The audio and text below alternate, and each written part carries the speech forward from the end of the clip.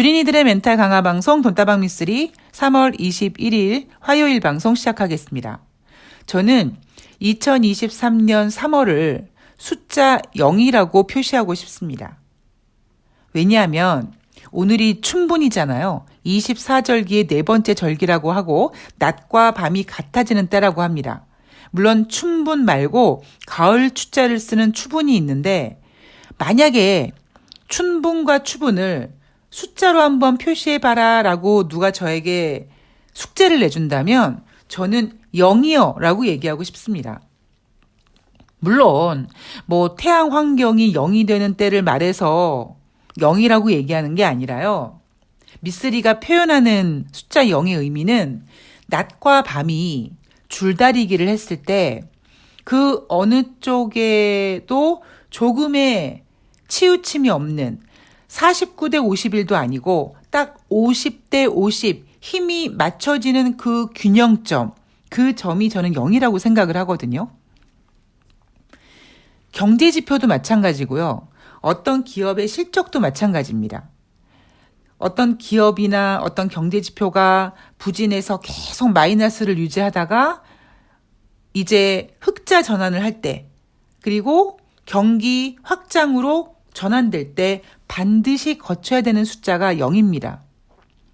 더 쉽게 표현해 드리면 인생을 사는 순간에 매일매일 죽을 것 같고 매일매일 힘들고 괴롭고 밝은 미래가 없을 것 같은 그 수많은 시간들이 마이너스라면 어느 순간 아침에 눈을 떴더니 나 이제 좀 살 것 같아.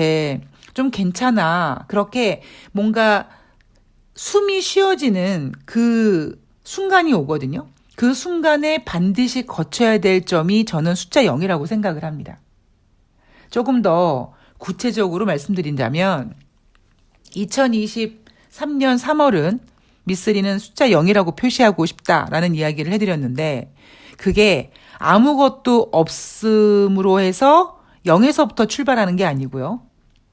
그런 의미가 아니라 지난 1년 동안 참 우리는 많이 힘들었습니다. 윤석열이라는 사람이 대통령이 되고 그 윤석열 정부가 대한민국 곳간을 거덜내고 대한민국 국민들을 힘들게 하고 물론 30% 과학은 행복했을지 모르겠습니다만 저는 30%가 아니기 때문에 여하튼 지난 1년 동안은 마치 주식이 하락했을 때 투자 심리상으로 하한가 갈 것 같은 그런 불안감이 촉발되는 그런 느낌으로 야 진짜 엉망진창 되겠구나.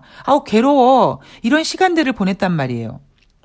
그런데 윤석열 정부가 지난 1년 동안 그 국민들을 힘들게 했던 여러 사건들 나토 가서 외교적 망신 그 다음에 청와대 안 들어가고 용산 들어가면서 대한민국의 곳간을 거덜내고 국민의 지갑을 축내고 대한민국 시스템을 망가뜨리고 이런 모든 과정들이 있었잖아요.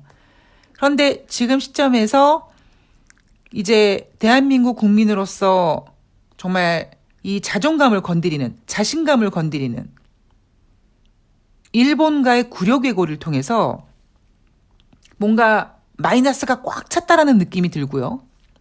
그리고 오히려 민주당을 보면 제가 아침에 잠깐 확인한 게 민주당 권리당원이 240만 명이라고 하더라고요.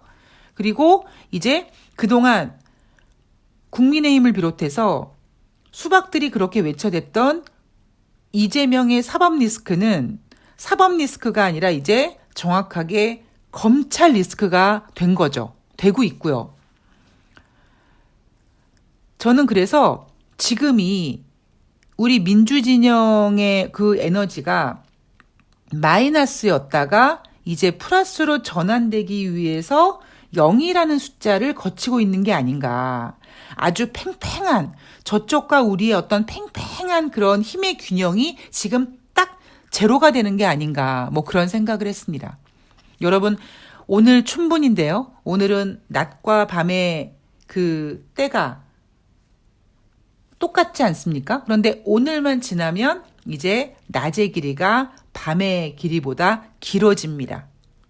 우리가 그동안 1년 동안 마이너스라는 힘든 시간을 이제 보내왔다면 점점 그 마이너스 낙폭이 줄어들 것이고 지금은 2023년 3월은 딱 제로가 돼서 이제부터는 우리가 줄다리기에서 조금씩 에너지, 저쪽의 에너지를 점령해 가고 50대 50의 균형이 깨지면서 우리가 51, 52 이렇게 만들어가는 그런 어떠한 중요한 그 0이라는 자리에 있는 게 아닌가 뭐 이런 생각을 잠깐 해봤습니다. 네. 자, 오늘 눈다방 미스터리 3월 20일 월요일 뉴욕 증시 마감 현황을 점검해 보도록 하겠습니다. 다우지수가 1.20% 상승, S&P 500이 0.89% 상승, 나스닥 0.39% 상승했습니다.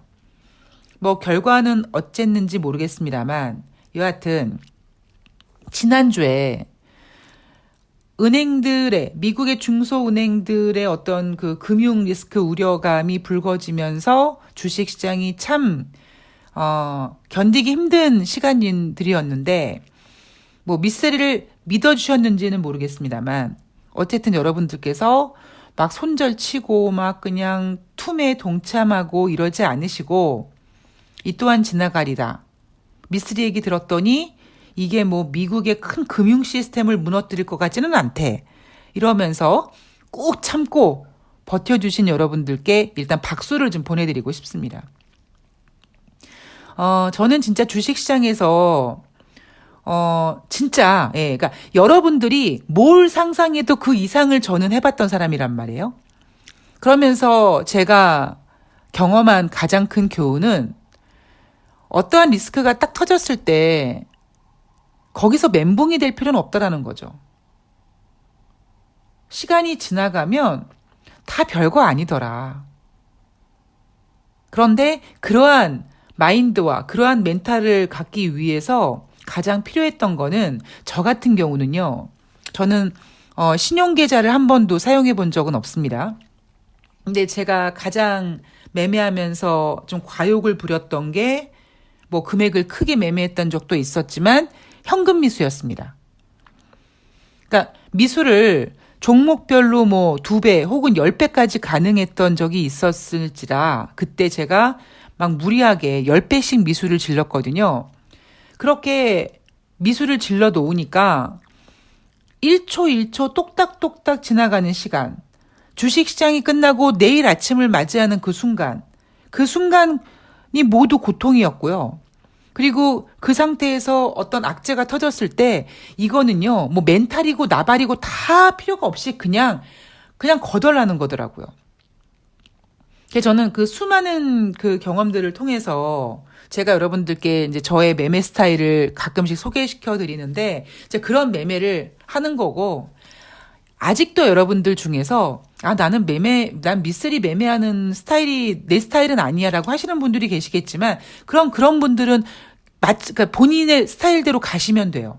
그러니까 저는 그냥 제가 겪었던 모든 그런 경험들을 통해서 더 이상 골로 가지 않기 위해서 그리고 최소한 주식을 하면서 발은 좀 뻗고 자자.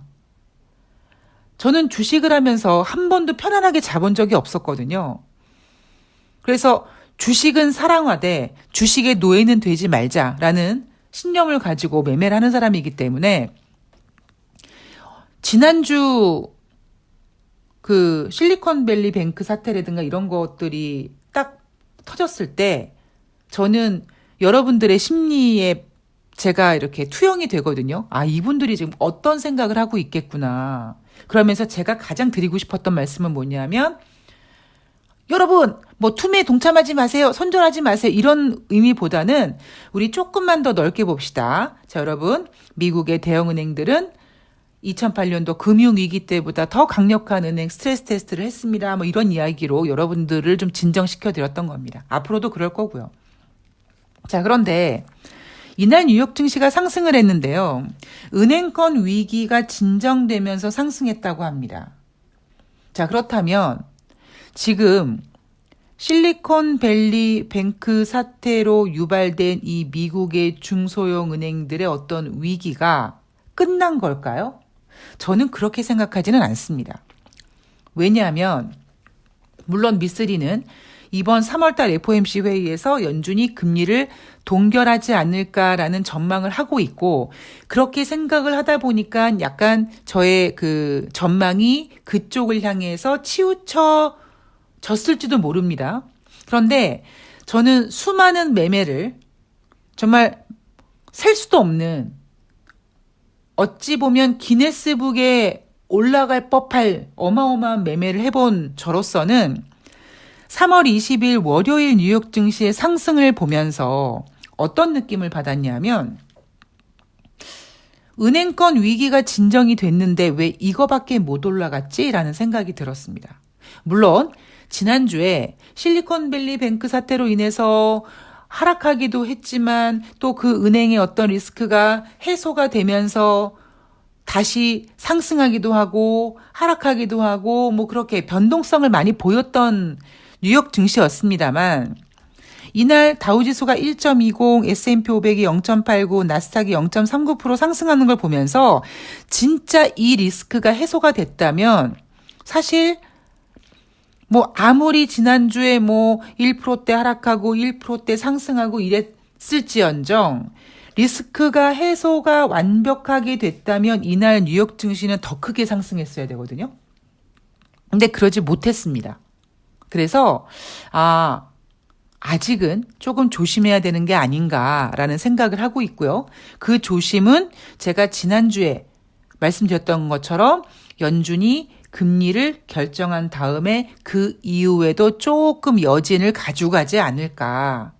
어떻게 제롬 파월 연준 의장이 이제 금리 인상하지 않겠다라는 항복을 확실하게 받아낼 때까지 분위기를 끌고 가지 않을까라는 것이 저의 생각입니다.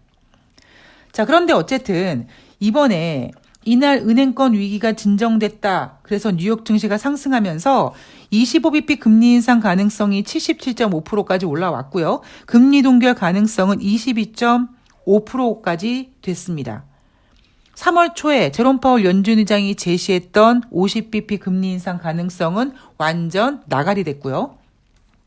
골드만삭스는 여전히 미쓰리처럼 은행권 위기가 일단락된 가운데 이번 FOMC는 금리를 동결할 것이다 라고 전망하고 있다고 합니다. 일단 그건 여러분 뚜껑을 열고 봅시다. 다시 말씀드리지만 3월 달에 연준이 동결을 하던 25bp를 하던 그게 중요한 게 아니에요. 물론 저는 만약에 연준이 금리를 동결하면 자랑질을 하겠죠. 이거 보세요, 여러분. 작년 연말부터 미쓰리가 3월달 금리 동결한다고 했죠? 이렇게 자랑질은 하겠지만 그게 중요한 건 아닙니다. 자, 이날 시장의 호재가 뭐였느냐? 주말에 나왔던 바로 스위스 계열사인 스위스 크레딧 은행이 위기에 봉착했는데 이 크레딧 스위스를 UBS가 인수하기로 했다. 뭔가 이번에 실리콘밸리 뱅크 사태로 벌어진 모든 문제는 굉장히 스피드하게 일단 진행은 되고 있습니다. 자, 그렇다면 이제 현재 미국의 그 현 상황을 돈다방 미쓰리 스타일대로 좀 점검을 해보자면, 첫 번째, 여러분 지금 미국은요 경기 둔화입니다. 침체는 아니라고 생각해요. 왜냐하면 그 침체 기준이 뭐냐면 어쨌든 지금 일자리는 좋거든요. 그러니까 그 좋다라는 표현이 일자리는 있다라는 의미라는 거죠. 그 고용지표가 좋으니까 경제가 좋다. 저는 그 논리는 동의하지 않지만 어쨌든 미국 국민들이 일을 하고 싶었을 때 일자리가 주어질 수 있을 정도는 되는 것 같다. 경기 둔화. 그럼 경기 침체는 뭐냐? 일자리조차 없는 거예요. 그리고 일자리조차 이제 없는 구간으로 이제 넘어가고 있는 과정이겠죠. 제가 고용지표 계속 말씀드리고 미국 경제 말씀드리면서 여러분들한테 이렇게 가스라이팅 합니다. 여러분 1월 달에 아마존, 야후, 마이크로소프트 이런 대기업들이 엄청난 숫자의 감원들을 했습니다. 경제가 좋다며요. 경제가 좋을 때 감원하는 경우는 없습니다. 어떤 특정 회사가 특정한 이유로 감원을 할 수 있을지언정 그렇게 우리가 알면 다 어느 회사인지 알 수 있는 대기업들이 주례장창 줄줄이 감원을 한다는 것은 아무리 고용 지표가 잘 나와도 그거는 경제가 좋다라고 얘기할 수 없다라는 거죠. 자, 그런데 지금 이날 아마존이 9,000명 추가 감원을 하겠다고 발표를 했죠. 그리고 지난 3월 15일에는 메타가 10,000명을 추가 해고하기로 했다고 했죠. 자, 여러분들 머릿속에 이러한 데이터들이 계속 쌓여가야 됩니다. 아마존 같은 경우는 지금 6개월 만에요. 25% 감원을 한 거랍니다. 무려 아마존이라는 회사에 몸담고 있는 직원의 4분의 1을 날려버린 거예요. 자, 그리고 미국의 경제학자 로젠버그가 미국 경제가 심각한 침체를 겪을 가능성이 있다라고 제시했습니다. 이 로젠버그 경제학가가 제시한 경제지표는 뭐냐면 3월달 필라델피아 연준의 제조업 지표가 7개월 연속 마이너스였다. 지난번에 발표한 3월달 필라델피아 연준 지표가 마이너스 23.2를 기록했고 7개월 연속 마이너스를 기록했는데 이 지표를 보아하니 이제 미국 경제가 심각한 침체를 겪을 것 같다. 뭐 지금 여기저기서 뭐 미국 경제가 연착륙이니 뭐 노착륙이니 이런 개소리 남발하고 있는데 다 의미 없는 얘기다라고 얘기하고 있고요. 이 로젠버그는요.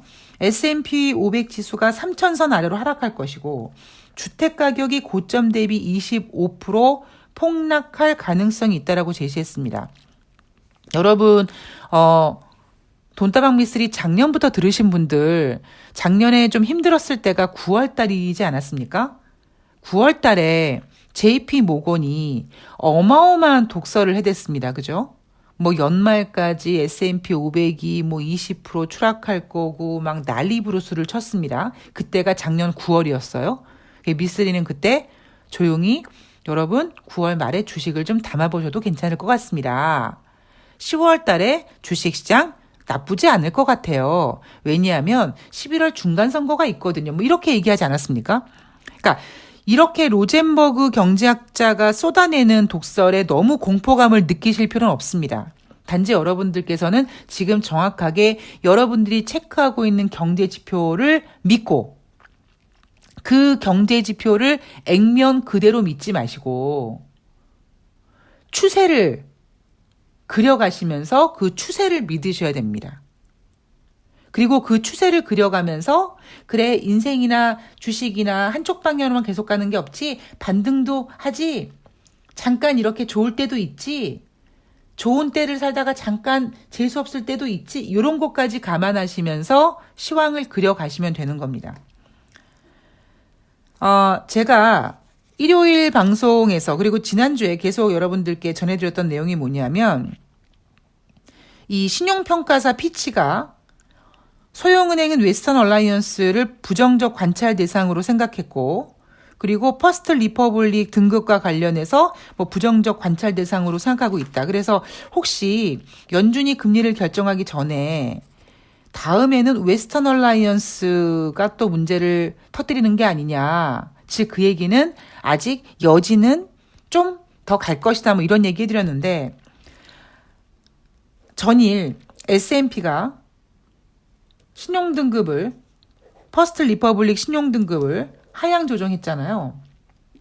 자 그러면 미쓰리가 생각했을 때 결론적으로 말씀드리면 3월달 FOMC 회의 솔직히 어떨지는 모르겠어요. 왜냐하면 은행권 위기가 진정이 됐다. 그래서 이날 뉴욕 증시 상승하는 걸 보면서 이것들이 25bp 금리 인상을 하려나? 라는 생각을 갖고 있습니다만 오늘부터 이제 연준은 3월달 회의에 돌입을 하게 되는데 일단 과연 연준이 경제 지표를 볼지 이 은행의 진정을 볼지 인플레를 볼지 모르겠습니다만 어쨌든 저는 만약에 연준이 현명하다면 이번에 금리를 동결해야 된다라고 생각을 하고요.